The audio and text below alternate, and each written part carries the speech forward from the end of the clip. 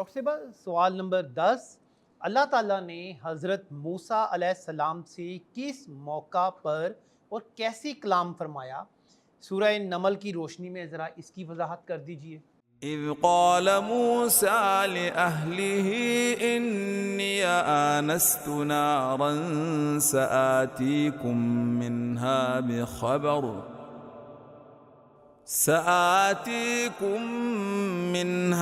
بخبر أو آتيكم بشهاب قبس لعلكم تصطلون فلما جاءها نودي أن بورك من في النار ومن حولها وسبحان الله رب العالمين يا موسى إنه أنا الله العزيز الحكيم۔ بسم اللہ الرحمن الرحیم۔ ریفرنس آیت سورہ نمل آیت نمبر 7، 8 اور 9 کی آپ نے تلاوت سنی۔ میں اس کا ترجمہ آپ کے سامنے رکھتی ہوں۔ انہیں اس وقت کا قصہ سناؤ جب حضرت موسیٰ علیہ السلام نے اپنے گھر والوں سے کہا تھا کہ مجھے ایک آگ سی نظر آئی ہے، میں ابھی یا تو وہاں سے کوئی خبر لے کر آتا ہوں یا کوئی انگارہ چن کر لے کر آتا ہوں تاکہ تم لوگ گرم ہو سکو۔ وہاں جو پہنچا تو ندا آئی، مبارک ہے وہ جو اس آگ میں ہے اور جو اس کے ماحول میں ہے۔ پاک ہے اللہ سب جہان والوں کا پروردگار۔ اے موسیٰ یہ میں ہوں، اللہ زبردست اور دانا ہے۔ تفسیر تفہیم القرآن کے ذریعے سے ہم دیکھ لیتے ہیں مضمون۔ مولانا بتاتے ہیں سیدنا موسیٰ علیہ السلام کے آغاز نبوت کا پس منظر۔ یہ اس وقت کا قصہ ہے جب حضرت موسیٰ علیہ السلام مدین میں 8-10 سال گزارنے کے بعد اپنے اہل و عیال کو ساتھ لے کر کوئی ٹھکانہ تلاش کرنے جا رہے تھے۔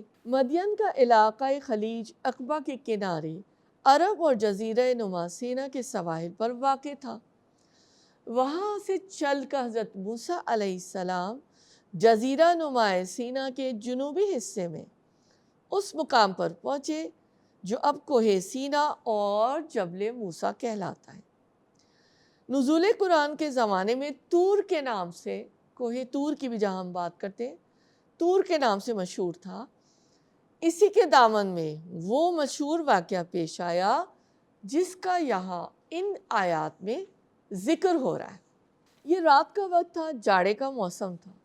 حضرت موسیٰ ایک اجنبی علاقے سے گزر رہے تھے جس سے انہیں کچھ زیادہ واقفیت نہ تھی، اس لیے انہوں نے اپنے گھر والوں سے فرمایا کہ میں جا کر معلوم کرتا ہوں کہ یہ کون سی بستی ہے جہاں آگ جل رہی ہے، آگے کدھر راستے جاتے ہیں، کون کون سی بستیاں قریب ہیں، تاہم اگر وہ بھی ہماری طرح کوئی چلتے پھرتے مسافر ہوئے جن سے کوئی معلومات فراہم ہو سکی تو کم از کم میں کچھ انگارے ہی لے کر آؤں گا تاکہ تم لوگ آگ جلا کر گرمی حاصل کر سکو۔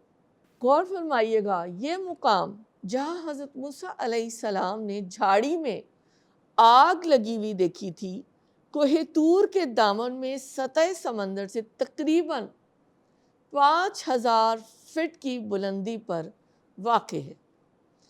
یہاں رومن امپائر کے پہلے عیسائی بادشاہ 365 کے لگ بھگ زمانے میں ٹھیک اسی مقام پر ایک کنیسہ تعمیر کرا دیا تھا جہاں یہ واقعہ پیش آیا۔ اب یہ یونانی کلیسا گریک آرتھوڈاکس چرچ کے راہبوں کا ان پر قبضہ ہے۔ عجیب معاملہ جو انبیاء کے ساتھ پیش آتا رہتا ہے، جو ہمیں معلوم ہے نا کہ غار حرا کی تنہائی میں بھی یہ کہا کہ ایک فرشتہ آیا، اس نے اللہ کا پیغام پہنچانا شروع کیا، تو حضرت موسیٰ کے ساتھ یہی صورت پیش آئی، لیکن ظاہر ہے اس کی شکل مختلف ہے۔ در حقیقت یہ جو واقعات انبیاء کے ساتھ پیش آتے ہیں یہ غیر معمولی کیفیات ہوتی ہیں۔ تیسر القرآن سے کچھ رہنمائی دے لیتے ہیں۔ مولانا لکھتے ہیں اس منظر نے اور پھر اس آواز نے حضرت موسیٰ علیہ السلام کو ورطہ حیرت میں ڈال دیا۔ تو پھر آواز آئی، موسیٰ میں اللہ ہوں، زبردست ہوں اور حکمت والا ہوں۔ اور یہاں سبحان اللہ کہنے سے مقصود یہ تھا کہ اللہ رب العالمین ایسے نہیں ہیں جو اس درخت میں یا آگ میں موجود ہوں یا ان میں حلول کر آئے ہوں، بس اس مقام پر اللہ تعالیٰ نے اپنی تجلی ڈالی تھی، جیسے سورج کے سامنے شیشہ رکھنے سے شیشے میں سے بھی روشنی اور اس کی شعاعیں اور سورج سب کچھ نظر آنے لگتے ہیں۔ لیکن یہ کہا جا سکتا ہے کہ یہ اتنا بڑا سورج چھوٹے سے آئینے میں سما گیا ہے یا اس جگہ موجود ہے۔ حدیث کے ذریعے سے رہنمائی لے لیتے ہیں۔ صحیح بخاری حدیث 3394، حضرت عبداللہ بن مسعود رضی اللہ عنہ سے روایت ہے کہ نبی صلی اللہ علیہ وآلہ وسلم نے فرمایا، میں نے حضرت موسیٰ علیہ السلام کو دیکھا، وہ دبلے پتلے تھے جیسے شنوا قبیلے کے آدمی ہوتے، اور میں نے دیکھا کہ جب اللہ تعالیٰ نے ان سے کوہ طور پر کلام کیا تو ان کی آواز سنائی دی۔ ڈاکٹر صاحبہ آپ نے بہت بصیرت افروز باتیں کی، اب ہم جاننا چاہیں گے کہ ان کے عملی نکات کیا ہیں، کیا ٹیک اوے کیا ہے ان سب باتوں سے، ہم کس طرح عمل پیرا ہو سکتے ہیں؟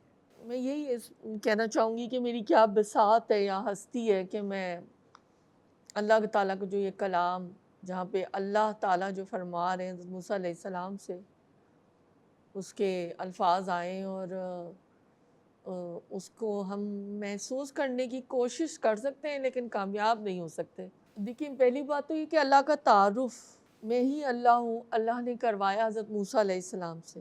حضرت موسیٰ علیہ السلام پہلی دفعہ ان کو توحید کی دعوت ملی اور اسی طرح مکمل ایمان ان کو حاصل ہوا اس مرحلے کے ساتھ۔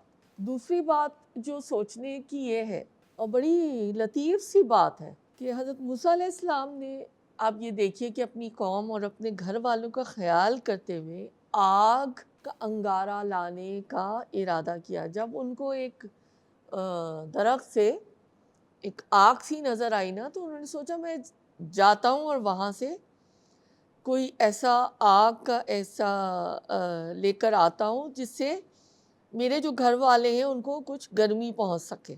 میں اس میں یہ سوچ رہی تھی کہ یہاں پر بھی جو حقوق العباد کی بات آ جاتی ہے، کیئر کی بات آ جاتی ہے، کمپیشن کی بات آ جاتی ہے، اور rights of the family members کی بات آ جاتی ہے کہ آپ کتنے ان کے بارے میں سوچتے ہیں نا۔ سخت سردی کا موسم ہے اور وہ ٹاپ موسٹ سچویشن پہ، ٹاپ موسٹ پیک پہ وہ سوچ رہے ہیں کہ میں وہاں سے جا کر انگارہ لے کر آتا ہوں۔ ایفرٹ ہے۔ اللہ تعالیٰ نے اس مقام کو مبارک فرمایا جہاں حضرت موسیٰ علیہ السلام سے کلام ہوا۔ جہاں اللہ کا ذکر ہو تو پھر وہ جگہ بابرکت ہوتی ہے۔ یہ تو ایک جنرل قانون ہمیں پتہ چلا نا۔ تو میرے خیال میں ان آیات میں اتنا کچھ ہے جو کہ ہم اللہ کی ذات، اللہ کی صفات کو مزید یعنی ایک ترغیب حاصل کر سکتے ہیں کہ ہم سمجھنے کی کوشش کریں، اور اللہ کے جیسے 99 یا 100 نام ہیں جو ہمیں بتائے گئے، ورنہ تو اللہ کے پتہ نہیں کتنے نام ہوں گے جو ہمیں نہیں بتائے گئے۔ بے شک۔ تو باقی اللہ کا جلال اور ہیبت، اللہ سبحانہ و تعالیٰ کی ذات کی معرفت ہم جیسوں کی بساط تو نہیں ہے۔ اللہ تعالیٰ نصیب فرمائے۔